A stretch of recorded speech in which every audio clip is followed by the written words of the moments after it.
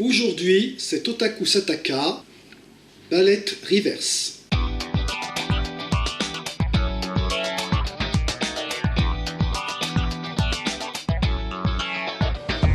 Minasan konnichiwa perfetti Guillaume des. Lors de mon avant-dernière émission, je vous ai parlé de la mini-série Beat Bullet, consacrée à des lycéennes participant à un tournoi de jeux de combat en réalité virtuelle. Une très bonne série dont le seul défaut était que la saison 2, bien qu'annoncée, ne fut jamais tournée. Ou presque, car 3 ans plus tard allait sortir Ballet Reverse, qui, bien que portant un titre différent, était la suite officielle de Beat Bullet. Est-ce que cette suite est à la hauteur de l'original? C'est ce que nous allons voir. En tout cas, première remarque, les participantes au tournoi sont beaucoup plus âgées, et ça tombe bien puisque la moitié d'entre elles sont interprétées par des actrices porno.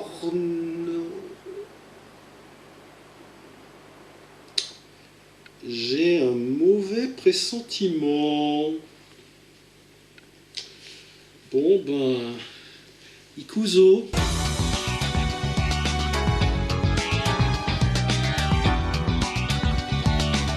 L'action se déroule en 2021, soit 5 ans après le premier tournoi. La maison mère de l'Axor, la NOAA... Non, pas celui-là. NOAA veut dire Next Obsession Associate, ce qui ne veut absolument rien dire. La NOAA, donc, a perfectionné le système de réalité virtuelle mis au point par l'Axor et organise un nouveau tournoi avec exactement les mêmes enjeux. Vous savez, beaucoup d'argent, la réalisation d'un vœu. Bon, par contre, il n'y a plus le financement des études. Ou alors les participantes auraient beaucoup redoublé. Et comme elles ont passé l'âge du lycée, les participantes ne doivent plus combattre en costume d'écolière, mais dans leur tenue de travail, et dans des décors reproduisant leur lieu de travail. De plus, le tournoi a cette fois lieu dans les locaux de la NOAA. En effet, en 5 ans, ils ont perfectionné le système de réalité virtuelle mis au point par l'Axor, qui ne fonctionne plus avec des lentilles de contact, mais avec des projecteurs disposés dans une pièce spéciale. Et ça fonctionne un peu comme l'holodeck de Star Trek ou la salle des dangers des X-Men, c'est-à-dire que même si on est dans une pièce relativement étroite, la réalité virtuelle permet de créer un environnement complet dans lequel on peut interagir avec absolument tous les objets et où on ne se cogne jamais contre les murs de la vraie salle. Enfin, sauf quand ça arrange le scénariste, évidemment. Un autre détail qui a changé, mais cette fois c'est dans la mise en scène. En effet, dans Beat Bullet, chaque duel comportait un plan où les deux participantes étaient filmées face à face et de profil, devant une perspective avec un seul point de fuite. Référence évidente au premier jeu de combat style Street Fighter. Or, dans Ballet Reverse, à part peut-être dans le premier duel, et encore, ce gimmick de mise en scène n'est plus du tout utilisé. Alors est-ce que c'est pour symboliser l'évolution des jeux vidéo, vous savez, notamment le passage de la 2D à la 3D, où ce genre de plan est devenu beaucoup moins fréquent? Ou bien est-ce que c'est tout simplement que le réalisateur n'y a pas pensé? Ça... on ne le saura probablement jamais. Comme dans Beat Bullet, les participants doivent s'affronter à l'aide de leur bullet stick et de leur pouvoir appelé Psyfer. Petite différence toutefois, pour gagner il ne faut plus toucher un badge, mais le collier de l'adversaire qui se détache automatiquement. Les règles ayant été exposées, commençons par le premier duel qui oppose Maki, serveuse dans un McDonald's, à Mint, une idole qui rêve de devenir chanteuse.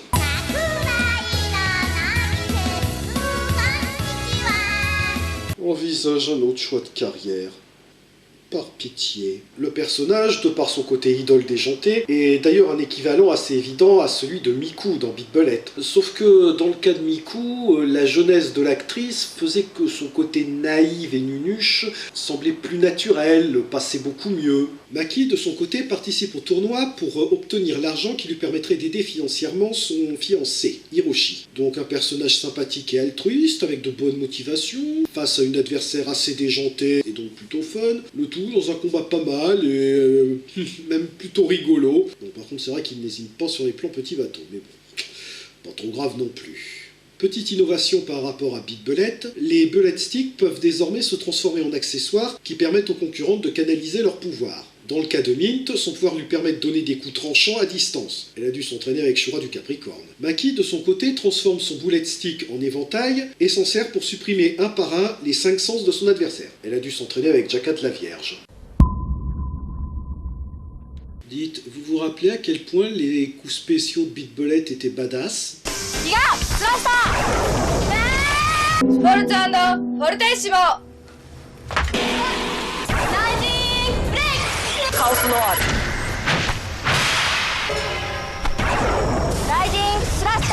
Alors, comment on a pu passer de ça à ça?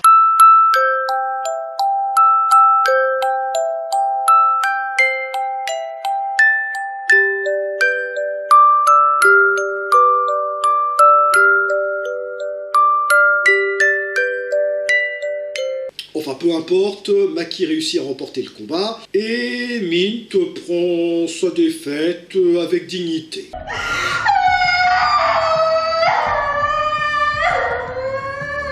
Ça va, elle en fait beaucoup trop, elle a juste perdu un match, quoi. C'est pas non plus catastrophique. Je veux dire, c'est pas comme si des mecs allaient débarquer et l'embarquer dans une tournante.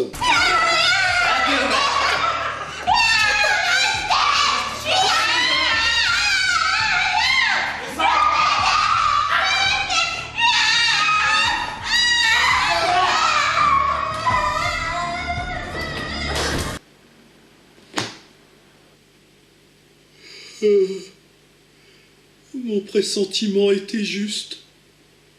Ballet Reverse est un film porno.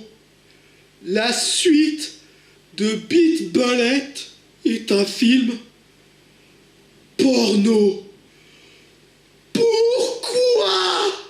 Parce que oui, maintenant il y a une nouvelle règle. La perdante a droit à un viol collectif. Sérieusement, est-ce que ça vous semble plausible? Quelle société ferait ça avec toute la publicité négative que ça impliquerait pour elle et pour les produits qu'elle vend, sans compter évidemment les procès que ne manqueront pas de leur faire les candidates? Vous imaginez la même chose dans le monde réel, Capcom qui organise un tournoi de Street Fighter et après chaque match, le perdant se fait sodomiser? Alors d'accord, on va le voir, la Noah, tout comme l'Axor, est une compagnie pas très scrupuleuse, qui fait pas mal de magouilles en coulisses. Mais au moins, ils le font en coulisses, ils vont pas le crier sur la place publique. À la rigueur, ça aurait été un film complètement indépendant qui reprenait juste l'idée de départ de Beat Bullet, mais qui autrement n'avait aucun rapport avec l'original. J'aurais rien dit. C'est comme quand la version mère de Zen Pictures fait des versions porno de Wonder Woman, ils vont pas prétendre que c'est la suite de la série avec Linda Carter. Mais là, et on va en avoir la preuve par la suite, Ballet Reverse est la suite officielle de Beat Bullet. Elle se déroule dans la même continuité. Tu peux tout simplement pas prendre une série globalement fun et légère et faire une suite aussi glauque, il n'y a pas d'autre mot. C'est comme si on prenait, je sais pas moi, Fantomette, qu'on faisait une suite qui se passe quand elle est devenue adulte et où elle est toujours justicière, mais où elle se fait régulièrement capturer et violer par le Furet et sa bande, tandis que Œil de Lynx est devenu photographe de charme et que Ficelle et Boulotte se prostituent. Sans parler de Mademoiselle Bigoudi qui aurait viré Cougar. Et le pire, c'est que je suis pratiquement certain que ça existe déjà en fanfiction. Ah ouais, puis en plus, on dirait presque qu'ils ont choisi les acteurs les plus moches de la profession. J'espère qu'au moins les actrices étaient bien payées, parce que là, on est plus proche de Gollum que de Rocco Siffredi. Enfin bon, quand je dis que c'est un film porno, c'est un peu plus compliqué que ça. Voyez-vous, Ballet Reverse a eu droit à 4 DVD différents. Les DVD A et B, qui correspondent à une intégrale en 2 parties, le DVD C, pour Complete, qui comme son nom l'indique, est tout simplement la compilation des 2 parties en un seul film, et enfin, celui que nous étudions ici, le DVD D pour Drama, qui correspond au C sans le Q. Bon, ça ne les empêche pas de mettre de la nudité en veux-tu en voilà, ni de temps en temps nous montrer des bouts des scènes de cul, on se demande vraiment ce qu'ils attendent pour couper. Le combat suivant oppose Mint à Mizuho, une réceptionniste dont le pouvoir est très simple. Tout ce qu'elle note avec son stylo se réalise. Et bien sûr, elle utilise son pouvoir pour obliger Maki à se déshabiller.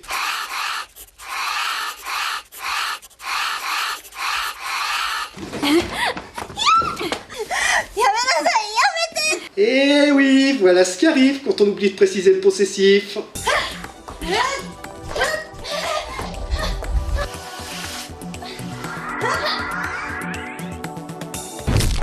Ah oui, c'est une autre différence avec Beat Bullet. Au lieu d'avoir une succession de matchs opposant à chaque fois des adversaires différents, ce qui est le déroulement normal d'un tournoi, ici, une même candidate enchaîne les adversaires jusqu'à se faire battre. Et les combats s'enchaînent dans la même journée.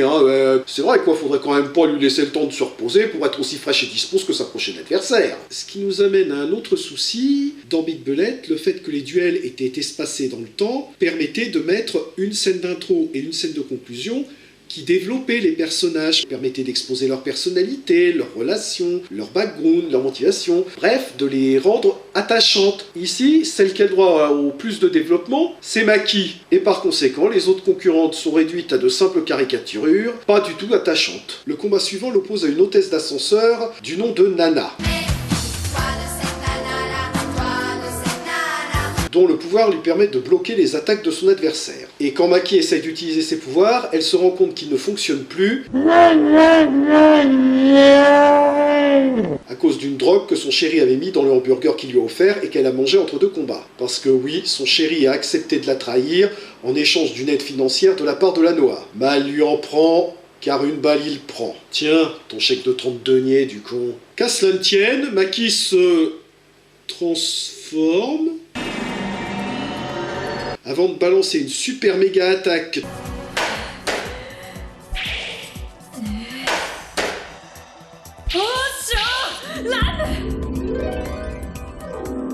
tellement puissante que Nana en est projetée dans un matelas judicieusement placé, mais c'est insuffisant, Nana se relève et remporte le combat. Et attendez une seconde, comment ça se fait qu'elle est encore en costume alors que le match est terminé? Je veux dire, lors du premier combat, son costume avait été découpé par son adversaire, mais une fois la partie terminée, son costume était intact, ce qui prouvait bien que leur pouvoir ne fonctionnait pas en vrai. Alors quoi, ça veut dire qu'elle a réellement le pouvoir de changer de costume à volonté? Oh mon dieu! C'est Cutie Oni en fait!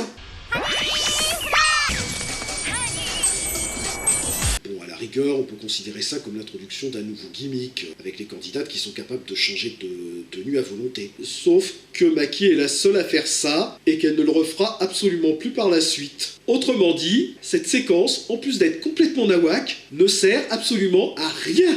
Bon, et ça veut aussi dire qu'à partir de maintenant, on arrête de suivre un personnage sympa, attachant et avec de bonnes motivations, pour la remplacer par une tête à claque insupportable, qui triche, prend son pied à humilier ses adversaires, et se marre comme une tordue quand celles-ci vont subir les derniers outrages. Et vous pensez vraiment qu'on a envie de l'avoir gagnée, celle-là? Bon, à la rigueur, on a un flashback qui nous explique que Nana est devenue comme ça à la suite d'un viol collectif qu'elle a subi sur son lieu de travail. Et c'est d'ailleurs pendant ce viol que ses pouvoirs se sont révélés, causant la mort de ses agresseurs. Et au passage, il faut quand même complimenter l'actrice, dont le jeu retranscrit assez bien la différence de personnalité entre avant et après l'agression. Au final, donc, Nana est un peu l'équivalent de Mehari dans Big Bullet, une candidate dont les pouvoirs se sont révélés dans des circonstances traumatisantes et qui travaille pour le compte de la Noah. Sauf que dans le cas de Mehari, elle faisait ça pour sauver sa sœur. Elle avait des motivations désintéressées, altruistes, et elle était prête à sacrifier sa vie pour sauver sa sœur. Ça rendait le personnage sympathique. Alors que Nana est juste insupportable. Son adversaire suivante est Kanon, une maid, donc un équivalent de Azusa, qui découvre rapidement le point faible de son écran protecteur. En effet, ce dernier bloque bien les personnes, mais pas les objets.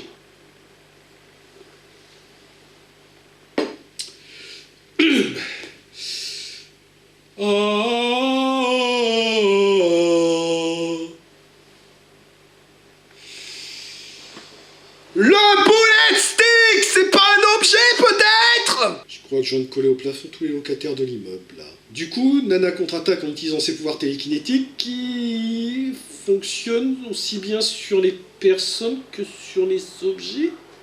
Mais je comprends pas, si son champ de force est une application de son pouvoir télékinétique, pourquoi est-ce qu'il ne fonctionne pas contre les objets? Sauf que ça fonctionne sur le bullet stick et qu'est-ce que c'est que cette télékinésie qui un coup marche sur un truc et un coup marche pas? C'est pas un pouvoir ça, c'est le chat de Schrödinger.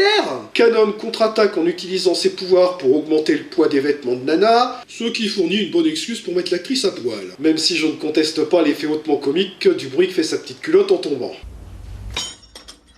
On dirait les genoux dans Millennium Bamboo. Ayant triomphé de Kanon, Nana enchaîne sur son adversaire suivante, une infirmière nommée Aries.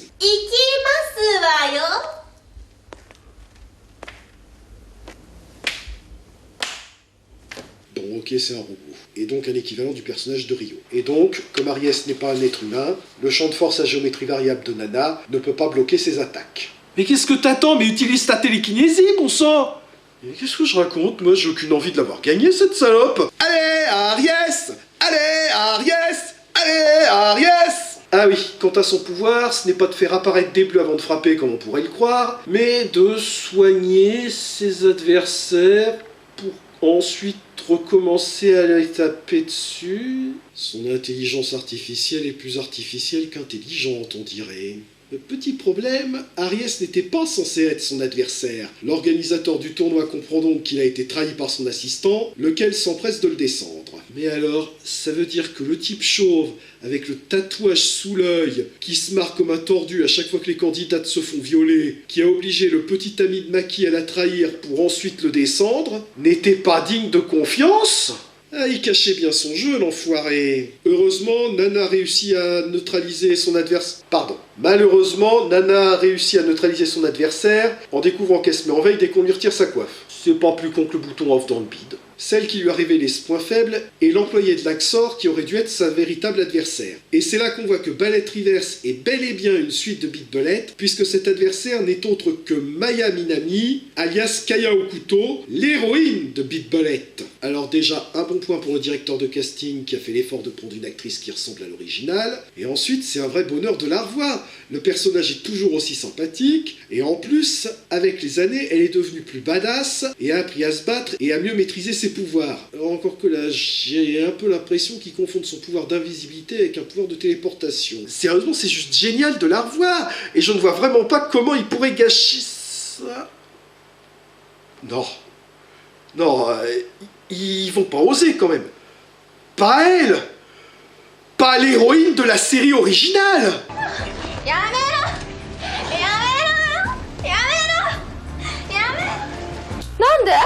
Ils l'ont fait. Ils l'ont fait passer à la casserole. Et vous savez le pire, c'est que maintenant, à chaque fois que je regarderai Beat Bullet, à chaque fois que je reverrai ce personnage, sa maladresse, sa naïveté, sa gentillesse, sa façon de s'entraîner si particulière, son amitié pour Rei et Miku, ses retrouvailles avec sa sœur, je saurai qu'elle se fera gangbanger de force 5 ans plus tard. Vous l'avez fait. Vous l'avez putain de fait. Vous avez gâché rétroactivement la série originale. Mesdames, messieurs, un tonnerre d'applaudissements pour Ballet Reverse.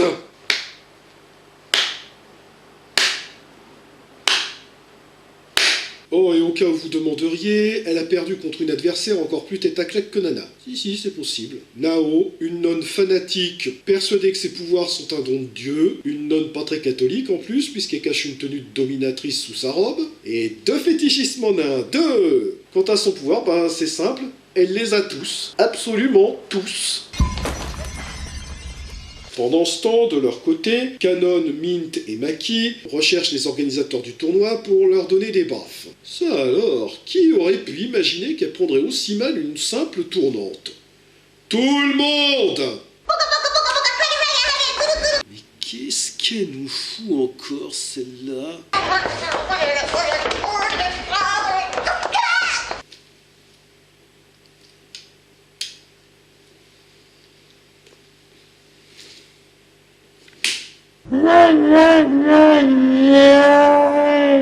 Elles sont cependant rapidement libérées à la demande de Mizuho, dont c'est vrai qu'on se demandait ce qu'elle devenait celle-là.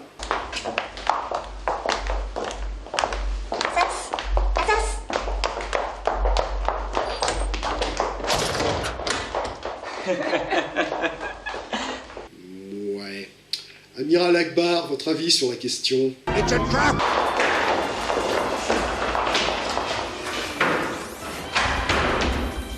Elle se retrouve donc à affronter les sbires de la Noah pendant qu'Aries danse sur un piédestal.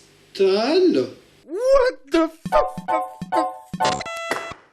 Et après avoir neutralisé Aries, Mizuho grimpe sur le piédestal pour en redescendre aussitôt. Bon, c'est vrai, quitte à faire dans le what the fuck, autant y aller à fond. Notez, je critique, mais j'aime bien cette scène. Je trouve même que c'est une scène qui manquait lors de Beat Bullet. Vous savez, quand les candidats investissent les locaux de l'Axor, j'étais frustré qu'à part mes Harry, rien n'entrave leur progression, qu'elle n'ait affaire à aucun système de sécurité, nada. Ce qui nous fait donc un passage, probablement le seul d'ailleurs, où Ballet Reverse est meilleur que Beat Bullet. De son côté, Noah ne reste pas inactif puisqu'elle carbonise le chauve. Non mais sérieux, qu'est-ce que c'est que ces CGI à 2 yens? Bouh! Même les flammes d'Initial F étaient plus réalistes. Et finalement, Noah se retrouve face à toutes les concurrentes, y compris Nana qui veut venger la mort de l'organisateur du tournoi, et dont le champ de force la protège désormais des flammes. Chat de Schrödinger, je vous dis. Et Maya qui lui révèle que si elle a tous ses pouvoirs, c'est parce qu'elle est un clone de la Psyfer originale, Kaguya. Pas très ressemblant le clone d'ailleurs, ils auraient quand même pu faire l'effort de prendre une actrice ressemblante, à défaut de recaster l'original. Mais passons. Nous en sommes donc au combat final, contre une super méchante qui possède tous les pouvoirs possibles et imaginables. Même à 7 contre 1, le combat va forcément être extrêmement difficile.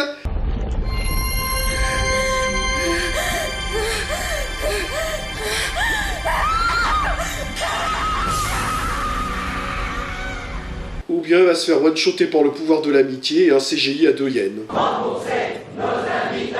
Et pourquoi Maya est déclarée vainqueur? Normalement, les matchs se terminent quand une des participantes perd son collier. Et on l'a vu, elle a perdu son collier. Donc c'est Noah qui a gagné. Ou bien c'est une nouvelle règle que je connaissais pas, quand on tue l'adversaire après le tournoi, on est déclaré rétroactivement vainqueur. Et le film se termine sur un happy end, où on voit toutes les concurrentes, désormais copines, et tout sourire, malgré les épreuves traumatisantes qu'elles ont traversées. Et là encore, c'est un gros défaut de Ballet Reverse par rapport à Beat Bullet, puisque dans Beat Bullet, les amitiés entre les différents personnages étaient forgées après chaque combat, et étaient mises en place progressivement. Là, étant donné que chaque combat se termine avec l'une des participantes qui se fait embarquer pour une partie de jambes en l'air non consentie, on n'a aucune scène de genre, et leur amitié débarque vraiment comme un cheveu dans la soupe. C'était donc Ballet Reverse alias Beat Bullet 2.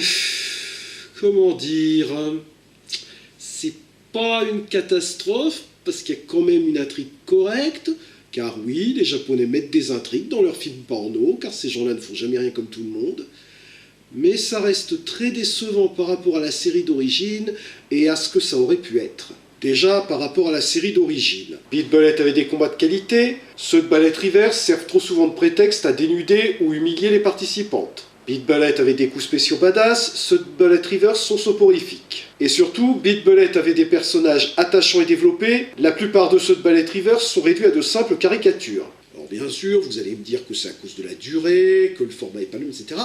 Mais non, Ballet Reverse dure près de 2 heures. Oui, même en la version drama, sans les scènes de cul, dure près de 2 heures. Soit à peu près autant que la série Beat Bullet. Donc non, la durée n'est pas une excuse. Quant à ce que ce film aurait pu être, eh bien il y a quand même de bonnes idées dedans, mais complètement sous-exploité. Le power-up de Maki, bien sûr, mais même les transformations des bullet sticks ne sont finalement utilisées par même pas la moitié des héroïnes. Sans parler du retour de l'héroïne de Beat Bullet, complètement gâchée par sa scène de viol. Ce qui nous amène au plus gros défaut de Ballet Reverse, sans lequel on aurait eu un bien meilleur film, les scènes de viol, qui ne s'intègrent tout simplement pas à l'univers mis en place dans Beat Bullet, et qui rendent le tout glauque et malsain. Et du coup, même des personnages drôles et décalés comme Aries ou Mint ne semblent pas du tout à leur place, et donc beaucoup moins fun qu'elles devraient l'être. C'est comme mettre Jar Jar Binks dans Seven, ça va juste pas du tout ensemble. Ouais, mauvais exemple, Jar Jar Binks ne va avec rien. Et le pire, c'est qu'on pouvait très bien supprimer ces scènes, puisque à part pour le personnage de Nana, elles n'ont aucune incidence sur les scénarios ou sur les personnages. Et c'en est presque insultant pour les vraies victimes de viol, puisqu'on a l'impression que le message du film, c'est « Le viol, c'est juste un mauvais moment à passer, et Nana a tort d'en faire tout un fromage ». Non! Et la preuve qu'on pouvait faire le même film sans ces scènes, il n'y a que 2 participantes dont on voit les pénalités. Toutes les autres, c'est ellipsé. Bon, en même temps, sur les 8 actrices, il y en avait 4 qui étaient des actrices porno, donc pour les autres, c'était niette. Mais même pour les 4 autres, il n'y en a que 2 dont on voit le viol après le game over, étant donné que les 2 autres avaient déjà eu droit à une scène de cul dans un flashback. Au final, si je continue à vous recommander Beat Bullet, qui est vraiment une excellente série, en revanche, à moins d'être vraiment complétiste, vous pouvez faire l'impasse sur Ballet Reverse, qui sent vraiment l'occasion ratée, car Beat Bullet méritait une meilleure suite. Ah oui, pour finir, une petite curiosité. Parmi les personnages secondaires, il y en a un qui est interprété par un invité spécial, Shigeru Araki, un acteur très connu au Japon, notamment pour avoir été l'interprète de Kamen Rider Stronger. Ouais, c'est clair que tous les Kamen Rider, c'est pas lui qui était le plus gâté niveau costume. Et comme l'acteur est hélas décédé en 2012, Ballet Reverse était son tout dernier rôle. Ouais. Le dernier rôle de l'interprète de Kamen Rider Stronger était dans un film porno, ce qui lui fait un point commun avec Bourvil d'ailleurs. Eh ben, si un jour on m'avait dit que j'arriverais à caser Bourvil dans une de mes chroniques, sur ce, Janet.